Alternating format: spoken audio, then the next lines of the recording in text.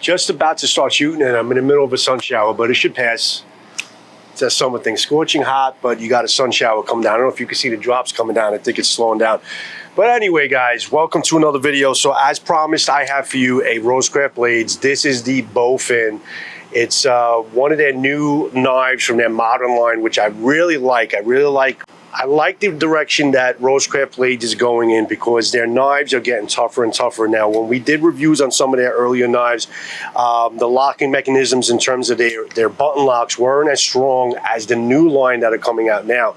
Two of the three modern knives that I'm going to be reviewing have this button lock feature on their knives. Now, I personally really like button lock knives. I think they're zippy. I think they're just so incredible in terms of a one-hand operation. There's nothing better. If you have one hand to spare and you need to use your knife quick to engage it and put it away, there's nothing better. And in terms of a safety thing, the button lock compared to the liner locks or any the back lock or the frame lock, this is the safest way, because your fingers don't have to be anywhere near where the blade collapses. You can basically keep your fingers away at all times, and it's just the safest possible mechanism in terms of engaging with your knife. This particular button lock from Rosecraft Blades, I can tell is a little stiffer. I am going to be doing some testing with it, do some cutting, doing some stress on the lock.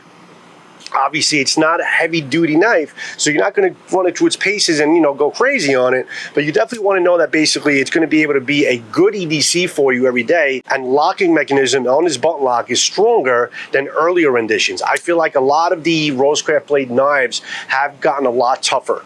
And we have shown that, and I've been showing you the Kafara, which is in my other pocket at all times. The Kafara from Rosecraft Blades, I'm on going on day 15, hard use on this, no stropping, no sharpening, and this thing is still going with the D2 steel. So Rosecraft Blades is definitely, they're doing some great improvements in the quality and the toughness of their knives, and I really like this Bowfin. I like a lot of their modern knives right there. Got some drops coming down, but you know what, it actually feels good. It's the Rosecraft Bowfin. It's comes in at around $69.99 at the airing of this video. It's a 3.7-inch RPM 9 drop point blade. It's a 3.2 millimeters thickness on the spine, which is pretty good, and it's got a manual button lock. Those green thumb studs, it really stands out on the knife a lot, and I love the fact that they're still also giving you thumb studs on most of their knives, because a lot of people really like thumb studs, and it's a great way to engage. So basically, you could use the button lock, or if you're old school and you want to just gonna flip it open with your thumb studs on each side, it's ambidextrous, you can do that. And at least Rosecraft Blades tries to keep that option available on most of their knives, giving you the thumb studs, where a lot of companies are doing away with them.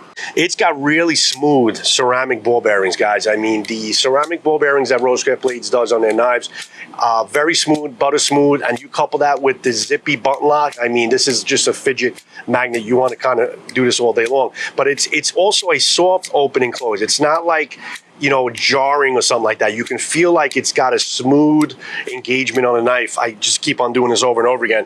And it's the ceramic ball bearings with the button lock coupled with this. I think it's a really, really nice action to this. It's got black micarta, and it's got anodized accents. It's about 4.5-inch handle, which is definitely very good in the hand. You definitely have no problem basically with large or extra large hands, because if you want to hold it right like this, it's fine with large hands. But if you want to really get more purchase on here, you use that really generous finger choil there, and you're able to really choke up on this and have a lot of hand here, and also have some space here if you have some extra large hands, some purchase here that you can basically, a large hand is going to be able to grip this just fine and have really, really good precise control over the blade. I love the curvature of this blade. It reminds me of a little kukri. I know it's a Bowfin. It's supposed to be like a fin of a fish or something like that.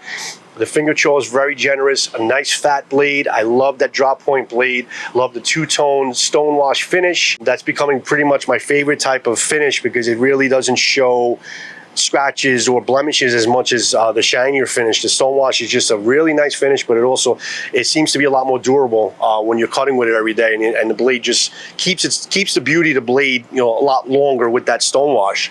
But yes, I really do like and I feel like with this, the way it's angled, you really just have some nice control to be able to do some feather sticking or something like that. So I'm actually curious to see how this thing runs with doing some woodwork. And the total knife is about 8.2 inches open. And the designer of this knife is good old Chase Snyder, Rosecraft Blades. Well, Chase Snyder came up with a really good design on this. It's something different than what they have in a lot of their lineup. And Rosecraft Blades with the button lock, the ceramic ball bearings, and the really good trusty RPM 9 steel. They did a good job with this knife. So before I sweat my ass off over here, let's test this thing out and let's show you what it's got. The Rosecraft Blade knives are pretty much, they're very, very sharp out of the box. That's one thing that's a constant with them. You're getting a really good, reliable, sharp edge right out of the box.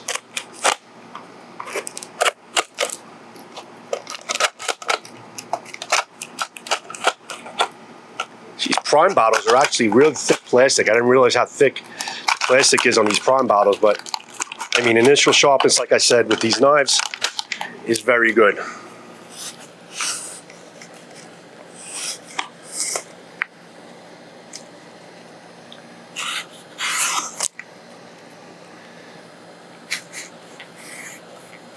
Yeah, that's one thing that's just really reliable with Rosecraft Blades is the sharpness level out of the box.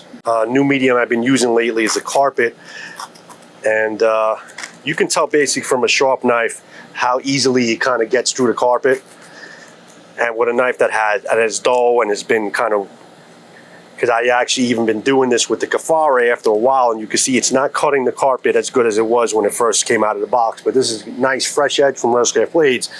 You know it's going to be pretty reliable. Now, testing the edge on industrial materials is what I try to do constantly on all knives to see if there's any damage that really develops on the actual edge from using any steel belted materials like the steel belted tube hosing that I try to use pretty much on all my knives. It also goes to show me how the comfort is of the knife in hand when you're really putting a lot of pressure on it, and it also puts a lot of pressure on the locking mechanism to see how that works and if it fails on you at any point. But it seems to be cutting pretty good. I don't really feel any hot spots for the most part. If I feel anything at all, it's maybe a little bit the clip in the back that kind of just, you feel the clip in the back of your hand over here when you're kind of clenching it tight. But that's only if you're doing like really vigorous stuff like this. I think like everyday tasks, you're not really going to feel it. But when you're really pushing up on it, you feel it a little bit. But for the most part, nothing that would really have me complain too much as far as the comfort of using it. So it kind of just went through the steel belted stuff pretty good. And it looks like the edge is good. I don't see any trips or anything like that. So looks like it survived that. You know, I'm not going to stop there. Definitely want to try to go into this tire, steel belted tire, to see again how it slices, and it's doing pretty good. It's doing pretty good. Penetration was a little tough because it's not a penetrating knife, but once it's in there, it's slicing really well into this tire. And again, I'm putting a lot of stress also onto the button lock, and it seems to stay pretty tight. Like it doesn't feel like it's loose or it's unreliable or anything like that, but it's slicing through the steel belted stuff pretty well. Yeah, not too shabby, guys, not too shabby at all. Now this is not a knife that really is like a penetrating type of knife, but you know what, regardless of the fact, I like to basically do the same test, stabbing a roll of carpet to see how it feels when you penetrate, if there's any hot spots or anything that pains you when you're doing penetration tests. Yeah, I mean, actually good, went all the way in, so that's actually not too bad at all. So really goes to show you the sharpness of the edge and how good, because I've done this with other knives and you don't really get that. It really went all the way in, and I'm not hook swinging or anything like that. I'm just kind of putting it in, so it did pretty good. Yeah, it's always a pleasure, guys, when you got a good sharp knife out of the box, and to know that the steel can kind of handle the vigors of what you kind of push it through and stuff. So again, dealing with the steel belted stuff, kind of really it's able to slice through everything pretty well. The one thing that I'm curious about basically is how the grip here basically is going to feel with basically dealing with wood, and if you can really get some nice firm grip. And you can, I mean, really with this finger choil, you could really get some nice detailed work done because you have a lot of control over the point. So it feels pretty good. So this is in your hand and you want to basically do some feather sticking or something like that on some logs, I think you could definitely get it done. So if you want to work on some notches or something like that, I think you're definitely able to do so. And you're able also to use the point and get some nice detailed work done with the point. So yeah, this feels really, really good in the hand, as I knew it would, because I like that curvature of the handle, and you feel like you really, really can dig right in with the knife and get some nice fine work done. So well done, Chase Snyder, on the design of this knife. I really am liking basically how it works. One thing I forgot to mention, guys, is basically in the pocket, basically how it rides. It doesn't have a very low rise, okay? As far as the clip is concerned, when you stick it in your pocket, obviously it goes into your pocket really well, but it is going to kind of stick out just a little bit right over here where it's a little bit visible. But for the most part, I mean, it's, again, you have just maybe a half inch or something like that right here, but it goes in and out of the pocket pretty well. It rides, you know, low enough, but it's not completely invisible if that's basically what you're worried about. But other than that, it'll do its job, go away, back into your pocket, ready to go, no issue. Absolutely, guys.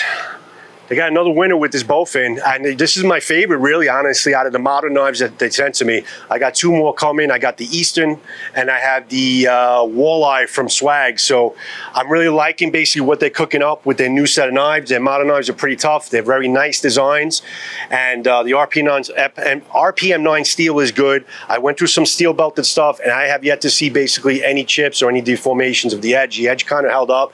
Going into the tire, going to the steel belted stuff, going into the tubing, slice through the carpet, no problem. And there's a really, really nice fiddling type of woodwork you can get with this knife. Basically, if you want to have something quick in your pocket to kind of whittle some wood or make some notches, I think this is some really nice control with this finger jaw and how this thing is curved. I think I felt that, and I knew that as soon as I saw the design of this. I think this would be a really nice control type of knife to really get some nice fine work done on some wood. So yeah, I like this a lot. Stay tuned for this next set of knives coming from Rosecraft Blades, but I do like what they're cooking up, and I like the designs of a lot of their Rosecraft Blades knives. A lot of the new modern knives coming in, their designs are getting better and better.